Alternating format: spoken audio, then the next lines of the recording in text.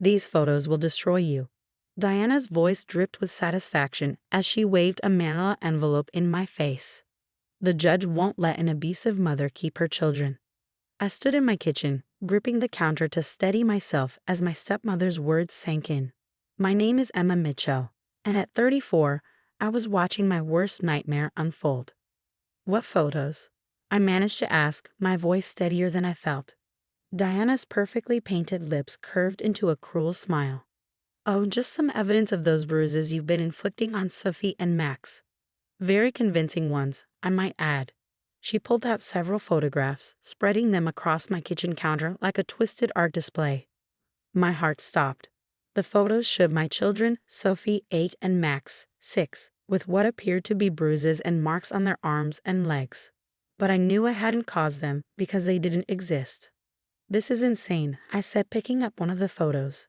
"These are fake, and you know it." Diana laughed, the sound sharp and cold. "Prove it. Your father and I have been documenting your episodes for months. The court will believe us, the concerned grandparents, over you, the unstable single mother." My mind raced. Diana had been pushing for this ever since my divorce 2 years ago. She'd married my father when I was 16, and from day one, she'd been trying to prove I was unfit for, well, everything. "Why are you doing this?" I asked, though I already knew the answer. "Because you don't deserve them," she spat. "Your father and I can give them everything. Private schools, vacation homes, the best of everything." "What can you offer?" "A cramped 3-bedroom house and a teacher's salary." What Diana didn't know was that I'd been preparing for something like this. After she accidentally called CPS on me 6 months ago with false allegations, I'd installed hidden cameras throughout my house. Every room except the bathrooms had 24/7 surveillance backing up to a secure cloud server only I could access. "I'm taking these to a lawyer tomorrow," Diana continued, gathering the photos. "Expect a court summons soon. Your father will be filing for emergency custody." I watched her stride toward the door, her designer heels clicking against my hardwood floors. "Oh, and Emma," she paused, turning back with a smirk. "Don't bother trying to run.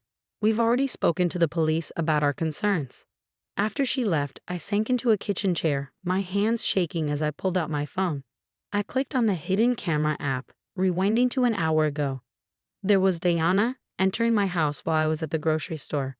The footage showed her pulling something from her expensive handbag, makeup, special effects supplies. She moved room to room, taking photos, then editing them on her tablet. Everything. The cameras had caught everything. I quickly backed up the footage to 3 separate locations, then called my friend Sarah, who happened to be a digital forensics expert. "I need your help," I said when she answered. "How quickly can you analyze some video footage?" "Give me an hour," she replied without hesitation. "What am I looking for?" "Evidence of someone staging fake abuse photos of my kids." Diana's making her move. Sarah's sharp intake of breath was audible. She'd been warning me about Diana's escalating behavior for months. "Send me everything. And Emma, call your lawyer. Now." I hung up and stared at the photos Diana had left behind. They were convincing, professional-level editing that would fool most people at first glance. But the cameras had caught her in the act, and I knew my kids had no marks on them when they left for their weekend with their father this morning. My hands stopped shaking as determination set in. Diana thought she had me cornered, thought I would crumble under the pressure. She'd underestimated me, again. Opening my laptop, I began documenting everything. Every threatening comment, every manipulative move she'd made over the past months. The hidden cameras had been my insurance policy, and now they would be my salvation. My phone buzzed with a text from Diana. "Enjoy your last few days with them. They'll be better off with us." I didn't respond. Instead, I forwarded the message to my lawyer, adding it to the growing pile of evidence. Diana wanted to play hardball. Fine, but she was about to learn that a mother protecting her children was a force she shouldn't have underestimated. The next few hours were a blur of phone calls and preparations. Sarah was analyzing the footage, my lawyer was preparing emergency motions, and I was gathering every scrap of evidence I had. Diana might have money and influence, but I had truth and technology on my side. As I worked, I glanced at the family photo on my desk. Sophie and Max's smiling faces beaming back at me. "Don't worry," I whispered. Mommy's got this. Diana had no idea what was coming. The next morning, I received a text from my father. We need to talk about the kids. Come to the house at 2 p.m. I could almost hear Diana's influence in his words. My once loving father had become her puppet, dancing to whatever tune she played. I arrived at their sprawling mansion exactly on time, my phone recording in my pocket. Sarah had helped me set up a direct stream to her computer. Everything that happened would be backed up instantly. Diana opened the door, her perfect mask of concern firmly in place. My father sat in his study, looking grave. The photos were spread across his mahogany desk. Emma, he started, his voice heavy. How could you? Really, Dad? I kept my voice steady. You actually believe I would hurt my own children? We have proof, Diana interjected, placing a manicured hand on my father's shoulder. Multiple witnesses have noticed the children's conditions. What witnesses? I challenged. The school nurse, for one. Diana smiled triumphantly. She's already provided a statement. I pulled out my phone, pulling up an email. You mean a statement from Mrs. Thompson? The one where she confirmed she's never seen any signs of abuse on Sophie or Max. The one she sent me this morning after your interesting visit to the school yesterday? Diana's smile faltered slightly. That's not. And here's something else interesting, I continued, swiping to another document. The timestamps on these photos you took. They match perfectly with footage I have of you entering my house yesterday while I was out. The color draining from Diana's face. My father looked between us, confusion evident in his expression. What is she talking about? He asked Diana. She's lying, Diana snapped. She's trying to deflect from her own guilt. Think about it, James. We've seen the bruises ourselves. Have you? I asked quietly. Have you actually seen any marks on Sophie and Max? Or have you only seen these photos? My father's brow furrowed. I could see doubt creeping into his eyes. The kids are at soccer practice right now, I continued. Why didn't we go see them? Check for these supposed bruises. That's not necessary, Diana cut in quickly. We have all the evidence we need. Diana, my father's voice had changed. What's going on? I pulled out my tablet, queuing up the footage Sarah had enhanced. Maybe this will help explain. The video played crystal clear. Diana entering my house, pulling out makeup and special effects supplies, carefully staging and photographing fake injuries, then editing the images on her tablet. You install cameras? Diana's voice was shrill. That's illegal. In my own home. Perfectly legal, especially after the false CPS report you filed 6 months ago. I have that recorded too, by the way, your phone call from my kitchen when you thought I was at work. My father stood up slowly, his face ashen. Diana, tell me you didn't. But Diana was already shifting strategies, tears welling up in her eyes. I was only trying to protect them. She's not fit to be a mother. Living in that tiny house, working all those hours. The children deserve better. They deserve their mother. My father's voice was quiet but firm. Their real mother who would never hurt them. The police have been notified, I said, standing up. They're very interested in these fraudulent photos, especially since you tried to file a false report with them yesterday. Diana's tears dried instantly, replaced by cold fury. You ungrateful little. Choose your next words carefully, I interrupted. You're already facing charges for filing false reports and attempting to manipulate custody proceedings. Threats won't help your case. The sound of cars pulling up outside drew our attention. Through the window, I could see 2 police vehicles parking in a circular driveway. That would be Detective Martinez, I said. She's very interested in speaking with you about those photos. Diana's perfectly composed facade crumbled completely. James, you can't let them. But my father had moved away from her, looking at the photos on his desk with horror. I trusted you, he whispered. I believed you when you said Emma was unstable, that she was hurting them. How could you do this? The doorbell rang, its chime echoing through the massive house. Diana's eyes darted around like a trapped animal, but there was nowhere to run. I gathered my things, heading for the door. By the way, I turned back to face them. The kids are perfect, not a mark on them. They're at home with their aunt, making cookies and probably creating a huge mess in my tiny kitchen, in my humble house, with their working mother who loves them more than anything in this world. As I opened the door to let the police in, I heard my father say something I never expected. I'm so sorry, Emma. Diana's perfectly planned scheme was unraveling, and I was finally going to have peace. The weeks following Diana's arrest were a whirlwind of legal proceedings and family revelations. She was charged with multiple offenses, including filing false reports and attempting to manipulate custody proceedings. The evidence was overwhelming. My hidden cameras had captured not just the photo staging, but months of her entering my house without permission, planting evidence, and plotting against me.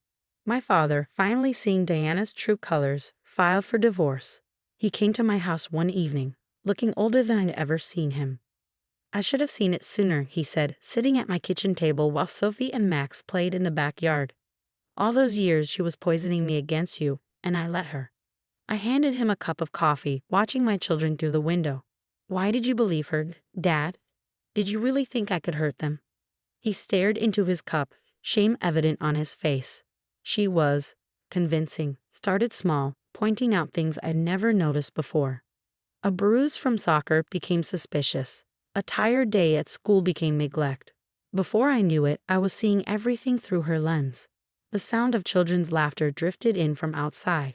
Sophie was pushing Max on the swing, both of them giggling uncontrollably. They're happy, Dad, I said softly. They're loved. That's all that matters. I know that now, he replied, his voice thick with emotion. Can you ever forgive me? I thought about all the pain, the stress, the constant fear of losing my children. But I also thought about the father who'd raised me before Diana, the man who taught me to be strong and stand up for what's right. We'll work on it, I said finally. But you need to work on rebuilding trust with Sophie and Max too. He nodded, understanding the long road ahead. The criminal case against Diana moved quickly. The evidence was irrefutable, and her attempts to manipulate the situation only made things worse. She tried to claim she was protecting the children, that she had genuine concerns, but the methodical nature of her deception proved otherwise. During her sentencing hearing, she still couldn't admit her wrongdoing. I was doing what any good grandmother would do, she declared to the judge. Those children deserve better than a small house and a working mother. The judge wasn't impressed. What these children deserve, he stated firmly, is to be protected from manipulative adults who would use them as pawns. Ms. Mitchell showed remarkable foresight in protecting herself and her children from your schemes. Diana was sentenced to jail time and ordered to pay substantial restitution. More importantly, she was barred from having any contact with my children. Sarah, my friend who'd helped analyze the footage, helped me upgrade my home security system. No more surprise visits from crazy stepmothers, she said as she installed new cameras. Though I have to admit, your hidden camera setup was pretty brilliant. Life slowly returned to normal. Sophie and Max continued to thrive, their lives untouched by the drama thanks to my efforts to shield them from it. My father began attending their soccer games again, sitting quietly on the sidelines, gradually earning back his place in their lives. One evening, as I tucked Sophie into bed, she asked me a question that caught me off guard. Mom, why doesn't Grandma Diana come around anymore? I sat on the edge of her bed, choosing my words carefully. Sometimes, honey, people who say they love us don't show it in the right way. Grandma Diana made some bad choices that meant she couldn't be part of our lives anymore. Sophie thought about this for a moment. That's sad for her, she said finally, because we're awesome. I laughed, hugging her tight. Yes, we are. Today, 6 months after Diana's sentencing, I sat in my tiny living room, watching my kids build a pillow fort. My father was helping them, laughing as Max accidentally knocked down one of the walls. The house might not be a mansion, but it was filled with love, laughter, and security, things Diana never understood the value of. My phone buzzed with a text from Sarah. Guest is trying to appeal her sentence. I smiled, typing back, good thing we kept all the evidence. Diana's attempt to destroy my family had failed, but it had taught me valuable lessons about trust, strength, and the lengths a mother will go to protect her children. My tiny house had become a fortress, not through size or luxury, but through love and vigilance. As I watched my family play, I realized that sometimes the biggest victories come from simply being prepared for the worst while hoping for the best. Diana had underestimated not just my intelligence, but my determination to protect what mattered most. My children were safe, happy, and loved. In the end, that was all that ever mattered. The doorbell rang at 7:30 a.m. on a Saturday, each chime more insistent than the last. I was already awake, curled up on my window seat with a steaming cup of coffee and Luna, my silver Bengal cat, purring in my lap. The aggressive ringing made her ears twitch, and I sighed. No one visited me this early, except for one person. My name is Olivia Parker. At 34, I had built the peaceful life I always wanted. My cozy cottage was my sanctuary, filled with carefully chosen furniture and, more importantly, protected by a state-of-the-art security system. Some might call it overkill for a single woman living alone. But after years of dealing with my boundary-stomping sister-in-law, Amanda, I knew better. The doorbell rang again, followed by sharp knocking. Luna jumped from my lap, her tail puffed up in annoyance. "Olivia, open up. I know you're in there." Amanda's voice cut through the quiet morning like a blade. I exhaled slowly, already pulling up my security app to confirm what I already knew. There she was, standing on my porch, designer handbag in hand, her expression tight with entitled determination. I unlatched the door but left the security chain in place. "Amanda, it's 7:30 on a Saturday. If you answered your phone, I wouldn't have to be here," she huffed, trying to peer past me. "Where's Luna?" "The kids are in the car with Mark. We've come to take her home with us." My grip on the door tightened. "Excuse me?" "Oh, don't act surprised." Amanda rolled her eyes. "The kids have been begging for a pet, and Luna is perfect. She's already trained, and let's be honest, you're barely home. She'd be much happier with us." A slow, simmering anger built in my chest. "Luna is my cat, Amanda. She's not some accessory you can just take. Don't be selfish, Olivia. You work long hours. You travel. You're not exactly family material. My kids deserve a pet, and Luna deserves a real home. Not to be stuck with a lonely woman who treats her like decoration." I clenched my jaw. "The answer is no. Now leave." Her eyes narrowed. "Fine. Be difficult. But don't think this is over." She spun on her heel, stomping back to the car.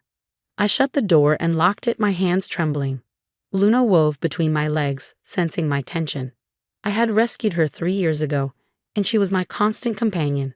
The thought of Amanda trying to take her made my stomach churn. I should have known she wouldn't give up. Later that afternoon, while on a video call with clients, I managed software development projects. My phone buzzed with multiple security alerts. I glanced at the notifications and felt my blood run cold. Amanda was inside my house. She had used a key, the spare I'd given Mark for emergencies. The security feed showed her moving with purpose, a cat carrier in her hands. "Luna," I called, abandoning my call. But my clever girl had already hidden. I raced downstairs just as Amanda was searching behind my couch. "What the hell do you think you're doing?" She spun, startled, the empty carrier slipping from her grasp. "Oh, come on, Olivia. You're being ridiculous.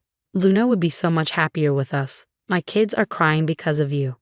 I took a slow step forward, voice low. "Get out of my house. Now, or I'm calling the police." She scoffed. "You wouldn't dare. We're family, and Mark gave me permission." I pulled up my phone, showing her the security footage. "I have you on camera trespassing and attempting to steal my cat. You have 30 seconds to leave before I press send." Her face burned red. "You're recording me? In my own family's house?" "My house," I corrected. "Now get out." She snatched up the carrier and stormed out, spitting over her shoulder. "This isn't over, Olivia. You can't hide behind your cameras forever." After she left, I found Luna curled up in her favorite hiding spot, safe. As she nestled into my lap, I reviewed the footage. What Amanda didn't know, this wasn't the first time I caught her crossing the line. For a year, I documented every boundary she broke, every manipulation, every entitled demand. Today's break-in was the final piece of evidence I needed. I pulled out my phone and dialed my lawyer. Amanda thought she could take from me. She had no idea what she just started. The next morning, my phone exploded with messages. Amanda had wasted no time spinning her version of events. In the family group chat, she painted herself as a concerned mother standing up to my selfishness. "Olivia cares more about her security cameras than her own family," she wrote. "Luna deserves a loving home, not a life of isolation." My mother chimed in. "She's just thinking about what's best for Luna. Maybe you should too." I sipped my coffee, watching Luna daintily eat her premium, vet-recommended food. The same food Amanda had never once asked about during her so-called rescue mission. Then, another message, this time from Mark. Mark, can we talk? Amanda's really upset. Of course she was. She hadn't gotten what she wanted. I agreed to meet him at a nearby cafe, knowing this conversation needed to happen face to face. As I left, Luna perched by the window, her tail flicking lazily. The new locks and upgraded security system were already in place. Mark was already there, looking exhausted. He'd always been the peacekeeper, but that role had clearly worn him down. She just wanted to make a point, he started before I even sat down. I let out a short laugh. By breaking into my house to steal my cat. She wouldn't have actually taken Luna. His voice lacked conviction. I pulled out my phone and pressed play. The security footage spoke for itself. Amanda creeping through my home, cat carrier in hand, her own words damning her. Then another clip, and another. Her past attempts to let herself in while I was at work. Trying to convince my pet sitter to hand over my house key. Mark ran a hand through his hair, a childhood habit that meant he was cornered. What do you want me to do? I want my key back, and I want Amanda to leave me the hell alone. I held his gaze. I've already spoken to my lawyer. Next time, I press charges. Olivia, she's family, he pleaded. Family doesn't do this, I said simply. Before he could respond, my phone buzzed. A security alert. I opened the app and felt my stomach tighten. Amanda was back. Her car sat in my driveway. On the live feed, I watched her march up to my front door, clutching a stack of papers.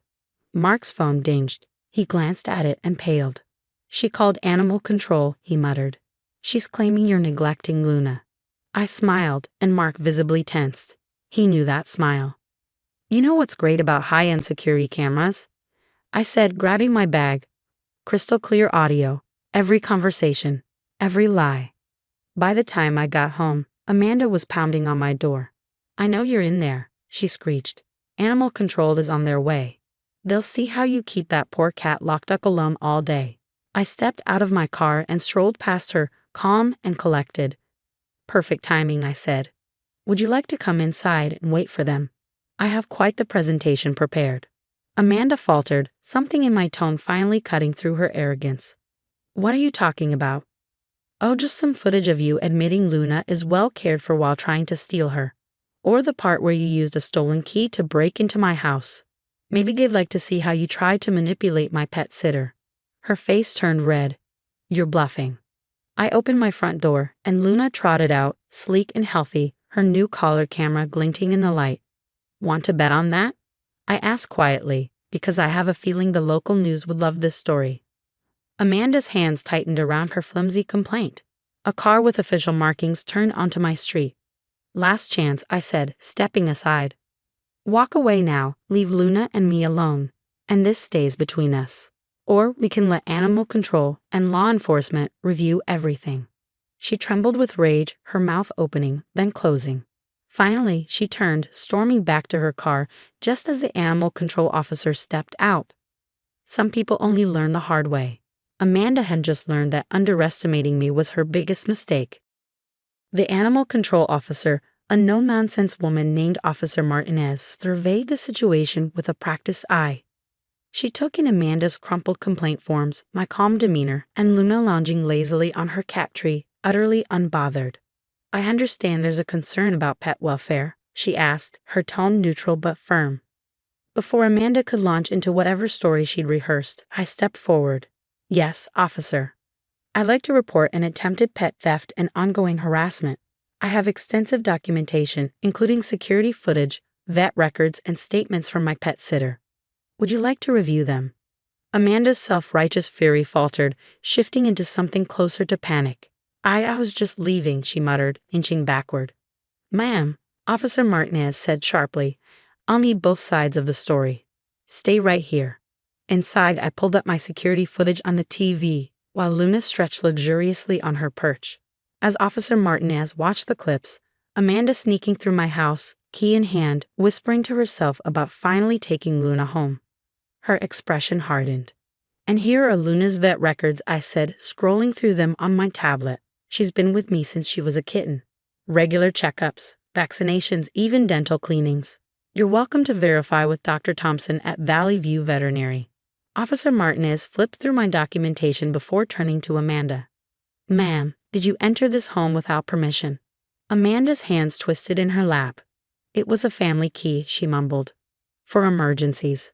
That's not what the footage shows. The officer's voice remained professional, but there was an unmistakable edge to it. Miss Parker, do you want to press charges? I studied Amanda. She wasn't just flustered, she looked cornered, the realization settling in that she'd gone too far this time. No, I said finally. But I want this officially documented. And if she ever tries anything like this again, I won't be so forgiving. Amanda didn't argue. She just sat there, shoulders slumped, staring at her useless complaint forms. You've ruined everything, she muttered as Officer Martinez packed up to leave. The kids will be devastated. I sighed. No, Amanda. You did this. You could have adopted a cat for them. But instead you tried to take mine. You broke into my home. You ignored every boundary. That was your choice, not mine. 3 months later, life had settled into something more peaceful. Mark and Amanda had adopted a kitten from a local shelter, properly this time, with home visits and paperwork. Luna, of course, remained by my side, now sporting a GPS tracker on her collar, just in case. The family dynamic had shifted. Some relatives thought I'd overreacted, while others quietly thanked me for finally standing up to Amanda's behavior. Mark and I were rebuilding our relationship, this time with clear boundaries. One evening, as I worked in my home office, Luna curled up beside me, purring softly. My inbox pinged with an unexpected email. Olivia, taking care of Milo has taught me something. It's not just about wanting a pet. It's about being ready for the responsibility. I'm sorry for trying to take Luna. I was wrong. Amanda, it wasn't a grand apology. It wasn't a total transformation. But it was something.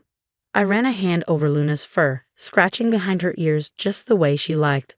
We'd weathered the storm together, this clever cat and I, proving that family doesn't get to define what matters to you. You do. The security cameras still recorded. The GPS tracker still worked. My boundaries remained firm. But now, they weren't about fear. They were about knowing my own strength and protecting what I love. Because sometimes, the most important family members are the ones who choose us, even if they happen to have 4 legs and a tail. Those ugly fish were taking up too much space.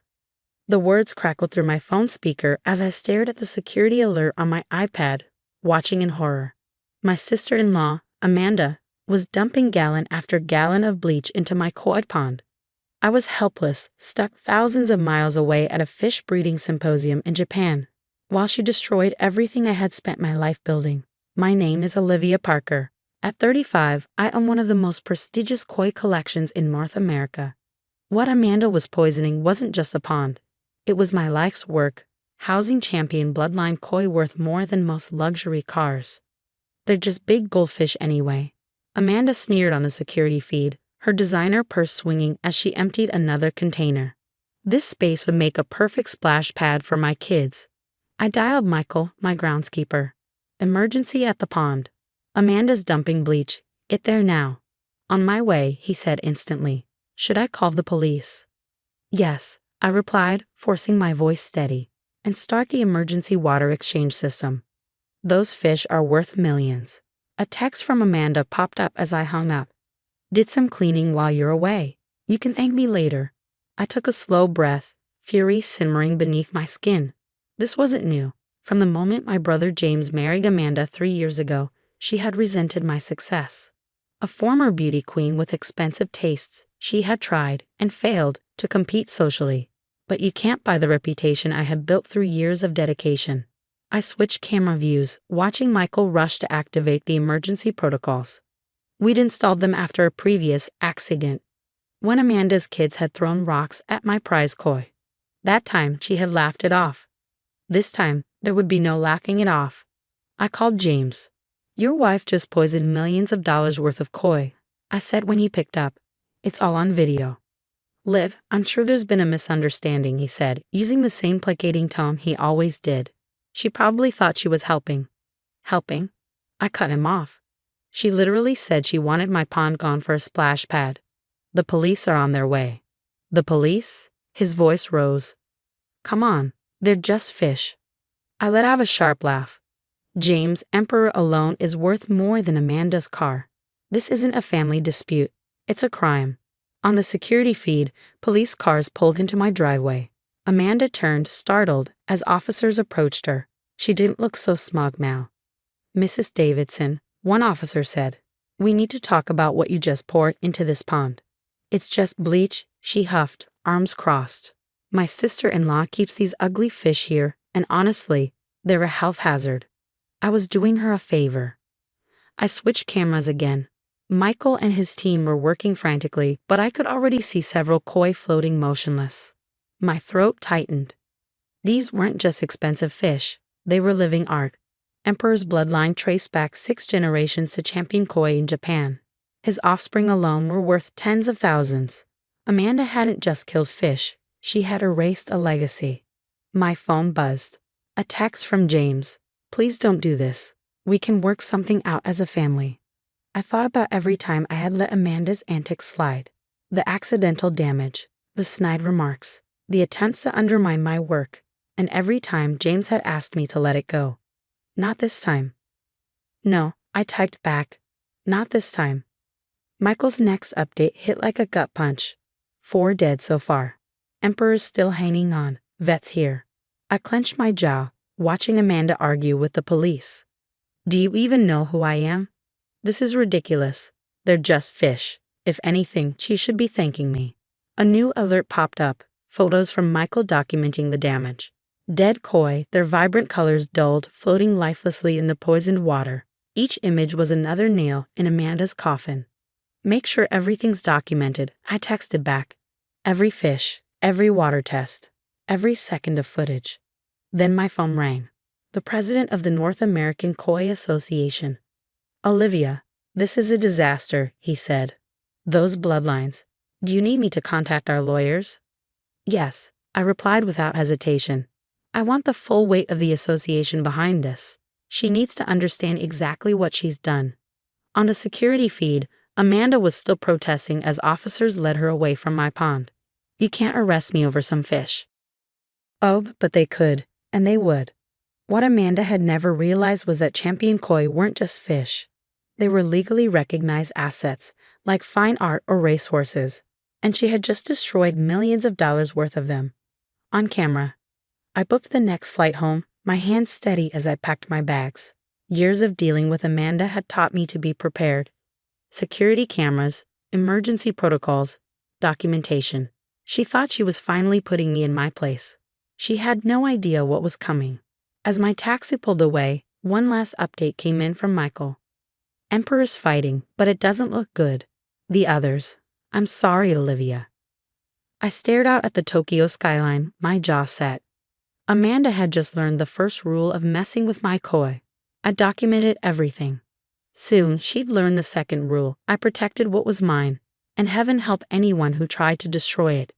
The real question wasn't whether I pressed charges. That was already in motion. The real question was whether her trust fund could cover the damages when I was done. Seeing the devastation in person was worse than I'd imagined. Standing at the edge of my pond 2 days later, I watched as the recovery team carefully lifted another lifeless koi from the water, a stunning female worth $175,000. The morning sun, which once made my pond shimmer like liquid gold, now only illuminated the destruction Amanda had left behind. Michael stood beside me, his expression grim as he held out a tablet. Final count, 7 dead, including Emperor, 4 critical. The water tests showed bleach levels high enough to kill everything if we hadn't activated the exchange system in time. I swallowed hard, my eyes fixed on the pond. Emperor had fought for 36 hours before the toxins won. His platinum and gold scales, once radiant, had dulled to an ashen gray. The vet documented everything, Michael continued. Photos, tissue samples, reports. The association's lawyers have everything they need. A commotion at the front gate shattered the heavy silence. Amanda's voice, shrill and indignant, cut through the air. "This is ridiculous. I've already been humiliated with that arrest. You can't ban me from the property." I turned to see her arguing with my security guard, James hovering uselessly behind her. She traded her designer outfit for something more subdued, probably a lawyer's suggestion. But her arrogance remained unchanged. "Let them in," I called. "I want to hear this." Amanda stormed toward me, her expensive shoes struggling against the gravel. "Do you have any idea what you've done? I was detained for hours. My kids are traumatized." I tilted my head. "Your kids? The ones you planned to build a splash pad for after destroying my koi?" "They were taking up space," she snapped. "This whole thing is absurd. They were just expensive pets." A new voice cut in. "Actually, they were legally recognized assets with documented bloodlines and established market value." Amanda whirled around to see Thomas Chin, the North American Koi Association's chief counsel, striding up the path. I'd been expecting him, but her stunned expression told me she hadn't. "Who the hell are you?" she demanded. "The person explaining just how deep you've buried yourself," Thomas said, opening his briefcase. "Mrs. Davidson, you deliberately destroyed living assets valued at approximately $2.8 million. That's not including the damaged filtration system, the contaminated ecosystem, or the loss of future breeding revenue." Amanda blanched. "That's ridiculous. They're just fish." "Champion bloodline koi," Thomas corrected. "Would you feel differently if she were breeding racehorses and you poisoned the stables?" "This is a family matter," James interjected weakly. "Can't we work this out privately?" I met his gaze, the same weary look I'd seen 100 times before, his desperate attempt to smooth over Amanda's behavior. "No, James, we can't. The police report indicates premeditation," Thomas continued. "Security footage shows you bringing multiple containers of bleach onto the property. You stated your intent to destroy the pond for personal use. This wasn't an accident." Amanda's forced composure cracked. "Fine. I'll apologize. Is that what you want? I'm sorry about your fancy fish. We'll get you new ones." I let out a sharp breath. "You think this is about replacing fish? Emperor's bloodline took generations to cultivate. His offspring alone were worth thousands. You didn't just kill koi, you wiped out decades of careful breeding and future potential." "The association is filing full criminal charges," Thomas added, "and civil damages for the lost value and projected earnings." Amanda turned to James in desperation. "Tell them they can't do this." But James wasn't looking at her. His eyes were locked on the pond, on the lifeless koi still being removed. $3 million, he murmured. "At minimum," Thomas confirmed, "and given the documented history of harassment and previous incidents, punitive damages will also be pursued." Amanda's face twisted with rage. "This is all your fault," she screamed at me. "Always flaunting your stupid fish, acting superior with your breeding programs and magazine features. I just wanted to take you down a peg." I arched a brow. "And now you're facing a felony. How's that working out for you?" She lunged, but the security guard caught her arm. "You think you've won," she spat. "You've ruined everything, my reputation, my standing in the community." I met her furious gaze, my voice calm. "You did that yourself." Thomas adjusted his tie. "Mrs. Davidson, I strongly suggest you stop talking and contact your lawyer. We're filing charges this afternoon." Amanda turned to James, her voice breaking. "You can't let them do this to me. We're family." But James just shook his head, something shifting in his expression. "No, Amanda. You did this." His voice was quiet but firm. "I should have stopped this years ago." As security escorted her out, Amanda's final shriek echoed across the garden. "They were just fish." I turned back to the pond, where the recovery team continued their careful work. They weren't just fish. They were my passion, my life's work, my legacy. And Amanda was about to learn exactly how expensive it was to mess with that. Thomas lingered, flipping through paperwork with Michael. "The insurance assessor is coming, but with the security footage and your documentation, this case is solid. Given the damages, we're looking at grand theft and felony destruction of property. The civil suit will follow." I nodded. "And if she tries to settle?" "That's up to you," Thomas said, "but I'd say make it public. People like her count on silence." Later that evening, I sat by the pond where Emperor had once swum, the water rippling softly in the dimming light. His golden scales had always caught the sunset just right, sending waves of color dancing across the surface. Now the pond felt emptier, quieter. My phone buzzed. A message from James. "I'm sorry. I should have stopped this years ago. Moving out tonight. Meeting with a lawyer about separation tomorrow." At least something good had come from this mess. Another message followed, this one from the association's breeding program. Heard about Emperor. We still have viable samples from his last breeding season in storage. When you're ready to rebuild, a small smile tugged at my lips. Amanda had tried to destroy something irreplaceable. But she hadn't won. Like the koi themselves, I would adapt, survive, and rebuild. The remaining fish swam in slow, steady circles, their scales glinting under the lantern light. Survivors. Just like me. And thanks to my preparation, my cameras, my records, my emergency protocols, Amanda was about to learn the most expensive lesson of her life. They were never just fish. 6 months after Amanda's bleach attack, I stood in the courthouse hallway, watching as she clutched her designer purse like a lifeline. The perfectly tailored outfit, the carefully styled hair, they did nothing to mask the growing panic in her eyes. The criminal trial had just ended. 3 years of probation, hundreds of hours of community service. Now we waited for the civil proceedings to begin. She glanced at her lawyer, then seized the moment to approach me. Her voice was low, almost desperate. Please, she whispered. Can't we work something out? This will ruin me. I studied her, remembering the gleeful smirk on her face as she poured bleach into my pond. The way she had dismissed my koi, my life's work, as nothing more than overpriced decorations. You had every opportunity to work something out before you killed them, I said evenly. Her expression tightened. I already have a criminal conviction on my record. Isn't that enough? Before I could answer, Thomas appeared at my side, a thick folder in hand. Mrs. Davidson, all communication should go through your attorney. His tone was polite, but firm. The civil trial was swift and brutal. My meticulous records left no room for argument. The security footage proved intent. Water tests confirmed deliberate contamination. Expert testimony established the irreplaceable value of the lost bloodlines. When the final damages were announced, Amanda's face went ghost white. $4.2 million, the judge declared. The amount accounted for not just the koi's documented worth, but future breeding revenue and punitive damages for her repeated harassment. Amanda's lawyer shot to his feet. Your Honor, this will bankrupt my client. The judge barely glanced up. Perhaps she should have considered that before destroying millions in documented assets. In the back of the courtroom, James sat quietly, his expression unreadable. Last month, their divorce had been finalized. He had finally seen Amanda for who she was, though it had cost him his marriage and shattered our family's fragile peace. Outside, reporters swarmed. The case had drawn attention from specialized breeders and the local press.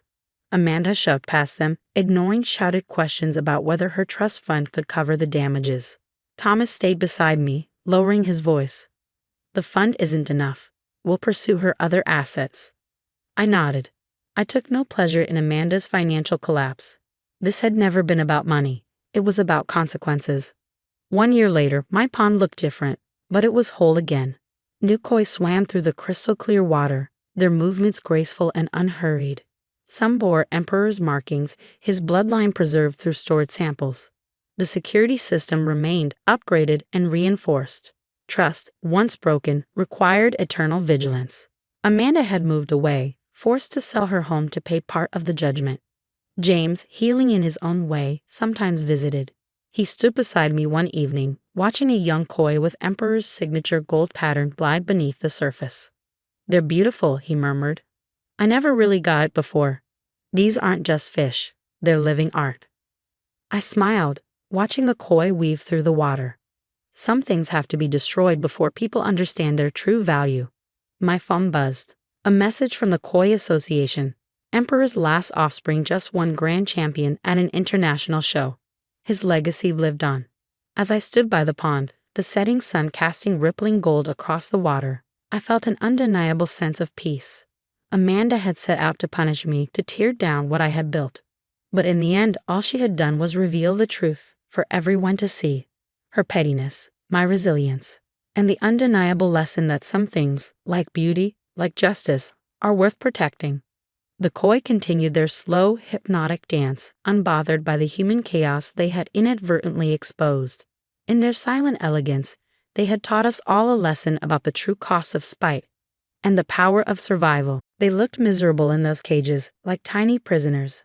I did them a favor. Amanda declared, flipping her blonde hair over her shoulder with a self-satisfied smirk. I stood in my now empty rabbitry, staring at the pristine cages where my prized Netherland dwarf breeding pairs had lived just hours ago. My name is Olivia Parker. I'm a 32-year-old veterinary technician, and for the past decade, I've built one of the most prestigious rabbit breeding programs in the country. While others climbed corporate ladders, I dedicated myself to preserving rare genetic lines, ensuring healthier breeds, and contributing to global conservation efforts. Amanda, I said, forcing my voice to remain steady despite the rage boiling inside me. Those rabbits were worth more than your car. She laughed, the sound grating against my nerves. They're just rabbits. They deserve to be free, running around in the forest, having little wild babies. I didn't waste my breath explaining that domestic rabbits wouldn't last a day in the wild. Instead, I pulled out my phone and started typing. Amanda's smirk faltered. What are you doing? Texting the police, I replied calmly, and the American Rabbit Breeders Association. Those rabbits weren't just pets, Amanda. They were part of an international DNA registration program. The color drained from her face. What? Each rabbit had a microchip and a registered DNA profile. That sad little brown one you thought needed freedom.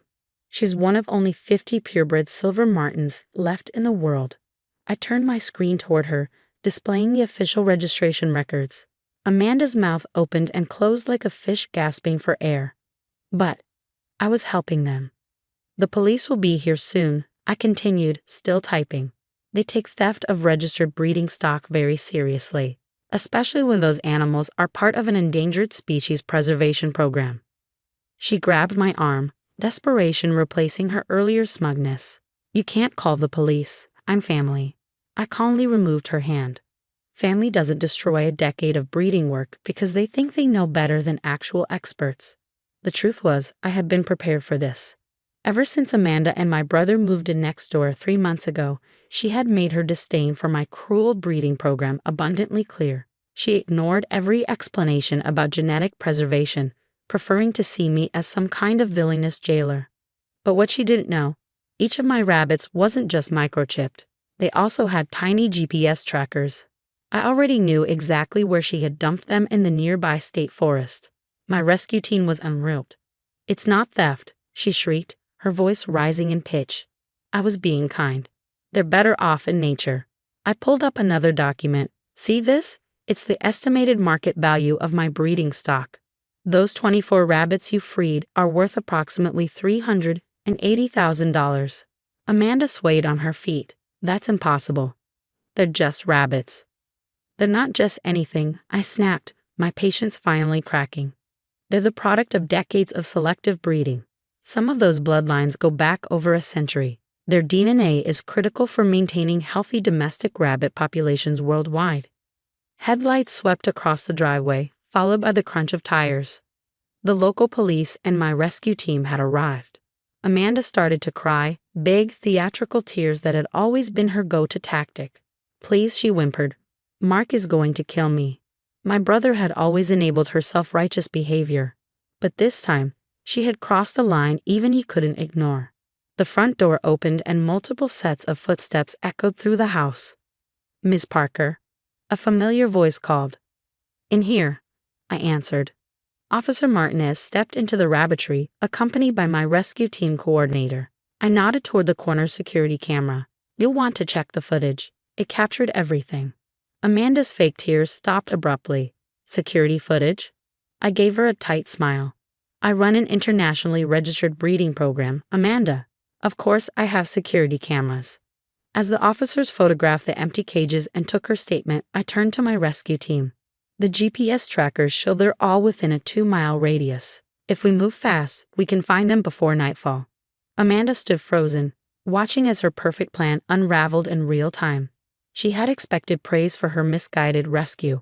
Instead, she was about to face the consequences for what she had really done: sabotage, theft, and the potential deaths of animals she had claimed to care about. For once, there was no charming her way out of this. The next few hours were a blur of frantic activity. My rescue team spread through the forest, tracking each rabbit's GPS signal while I tried to process the sheer scale of Amanda's recklessness. One by one, the signals moved. At least they were still alive. That one, Sarah called out, carefully lifting a trembling silver martin from beneath a tangle of brush. Poor thing's terrified, but looks unharmed. Relief flitted through me, but it was laced with fury. These weren't wild animals. They had never known life outside human care. Each rabbit recovered was a testament to how close Amanda had come to disaster. Meanwhile, Officer Martinez was wrapping up Amanda's statement. Her voice climbed in pitch as she tried to justify herself. They were in cages. It's not natural. I was doing what any compassionate person would do. Ma'am, Officer Martinez replied evenly. These are registered breeding animals worth hundreds of thousands of dollars. Their genetic lines are protected under international conservation agreements. As the last rabbit was found and secured, my brother Mark arrived. His face was red, not with the usual frustration directed at me, but with something unfamiliar. Pure, unfiltered anger. Amanda, what the hell were you thinking? His voice was tight, controlled. Do you have any idea what you've done? Amanda lifted her chin, but the bravado was slipping. I was helping. They were suffering. I stepped forward, clutching the latest veterinary report. Actually, they receive better medical care than most people. Weekly checkups, specialized diets, climate-controlled housing. They're part of a preservation program for endangered domestic breeds. Mark dragged his hands through his hair. A child could tell for when he was overwhelmed. How much trouble is she in? Officer Martinez exhaled. Given the value of the animals and their protected status, this could qualify as grand theft. However, he glanced at me. If Ms. Parker chooses not to press charges and all animals are recovered safely. I turned to Amanda. Her mascara streaked down her face, her earlier smugness drowned in real fear. I want a restraining order, I said firmly. She is never to come near my property or my rabbits again. That's fair, Mark said before Amanda could protest. We'll move. Today. Amanda's head jerked up. Move? But we just got settled. And then you committed a felony against my sister, Mark snapped. We're lucky she's not pressing charges. The rescue team finished their initial health checks. Miraculously, all 24 rabbits had been found with no immediate injuries, though their stress levels concerned me. They'll need careful monitoring, I told Mark. Stress alone can kill rabbits, if any of them suffer complications. Send me the vet bills, he interrupted. Every single one. Amanda made a noise of protest but fell silent at Mark's glare. For the first time in years, he wasn't making excuses for her. Officer Martinez handed me a copy of the incident report. You'll want to notify the Breeding Association. They may recommend additional security measures. I nodded, already dreading the phone calls. Some of these bloodlines were irreplaceable, the product of generations of careful breeding. I didn't know, Amanda said quietly, watching me check over each rabbit. I thought they were just pets. I didn't look up. That's the problem. You didn't bother to ask. You just decided you knew better. Mark placed a hand on my shoulder. We'll be out by tonight. I'm so sorry, Liv. As they left, I heard Amanda start another round of protests, but Mark's voice was firm. This time, he wasn't bending to her self-righteousness. For the next several hours, I focused on my rabbits, documenting their conditions for the Breeding Association and my insurance. The GPS trackers had saved them this time, but I needed stronger security. Amanda had proven that much. My phone buzzed with a text from Mark. Movers will be here in an hour. Amanda's staying with her sister until we find a new place. I really am sorry. I didn't reply. Years of Amanda's helping had chipped away at my patience and my relationship with my brother. This wasn't the first time she had interfered in my life, but it would be the last. I glanced at my rabbits, each one special, each one carrying a history that extended far beyond Amanda's limited understanding. She had nearly destroyed something precious because she refused to accept that someone else might know more than she did. As night fell, I finally exhaled. The rabbits were safe. Amanda was leaving, and for the first time in months, I felt like my home was mine again. In the weeks that followed, my rabbitry became a fortress. New security cameras, reinforced blocks, and a state-of-the-art alarm system ensured that no one, not Amanda, not anyone, could repeat her so-called rescue attempt. The Breeding Association responded swiftly, using my ordeal as a case study to improve security protocols for all registered breeders. My GPS tracking system became the gold standard, with other breeders reaching out for advice on protecting their own irreplaceable genetic lines. Mark stayed true to his word, paying every vet bill without complaint. The rabbits gradually recovered, though two of my oldest has required extra care for weeks. Dr. Patterson handed me a report during one follow-up visit. The DNA test results are in, no genetic damage from the stress. But I'd recommend delaying breeding for at least 3 months. The setback frustrated me, but health came first. Always. Then came the letter. I want to appeal the restraining order, Amanda's lawyer wrote. My client was acting out of compassion, and the severe restrictions are affecting her family relationships. I forwarded it to my own lawyer with a single word. No. Mark called that evening, his voice heavy with exhaustion. She's not handling this well, Liv. She thinks everyone's overreacting. She nearly destroyed a decade of work because she refused to listen to experts, I replied, my grip tightening on the phone. The restraining order stays. He sighed but didn't argue. Maybe for the first time he was seeing Amanda for who she really was. Their marriage strained under the weight of her choices, and I could tell he wasn't sure how much longer he could hold it together. Meanwhile, the breeding community rallied around me. Stories poured in from other breeders, tales of well-meaning interference that had caused irreversible damage. My upgraded security system became a model for protecting valuable breeding stock. 6 months after the incident, an unexpected email arrived from the International Rare Breed Conservation Society. They wanted to feature my rabbitry in their annual report. Your experience highlighted a crucial issue, the director wrote. Many amateur activists don't understand the scientific importance of controlled breeding programs. As I wrapped up a photo shoot for their article, Mark arrived alone. He looked older, worn down. Amanda and I are divorcing, he said, watching as I checked a new litter of silver martins. Her sister's been encouraging her activism. She still thinks she did nothing wrong. I searched for the right words. Part of me felt guilty for being the catalyst, but another part knew this had been inevitable. The rabbits are doing well, I said instead. The breeding program's back on track. He exhaled a quiet laugh. Good. You know, I never really understood what you did here until all this happened. These little guys, they're important, aren't they? They're part of something bigger than us, I said, showing him the detailed genetic records. Each one carries traits that could help preserve their breed. It's not just about having pets, it's about protecting their future. Almost on cue, a tiny kit poked its head out of the nesting box. Perfect silver martin coloring. Exactly what the breeding program needed. The incident had changed more than just security protocols. It had shifted relationships, priorities, and perspectives. Mark finally saw the value of my work, even if his soon-to-be ex-wife never would. My rabbitry became a beacon for other breeders, proof that passion for animals needed to be balanced with knowledge and respect for expertise. The GPS trackers that saved my rabbits became standard worldwide. Amanda eventually moved across the country with her sister, still convinced she had been right. But in trying to destroy my life's work, she had only made it stronger. Sometimes the best revenge isn't confrontation, it's success. My rabbits thrived. The program grew. And my brother, he finally found his voice, standing up to the self-righteousness that had nearly cost me everything. Looking at my rabbitry now, I realize Amanda's rescue had an unexpected silver lining. It strengthened everything I had built. Some people will never understand that true compassion requires knowledge. But for those of us who do, we'll keep working, keep breeding, and keep preserving these genetic lines for generations to come.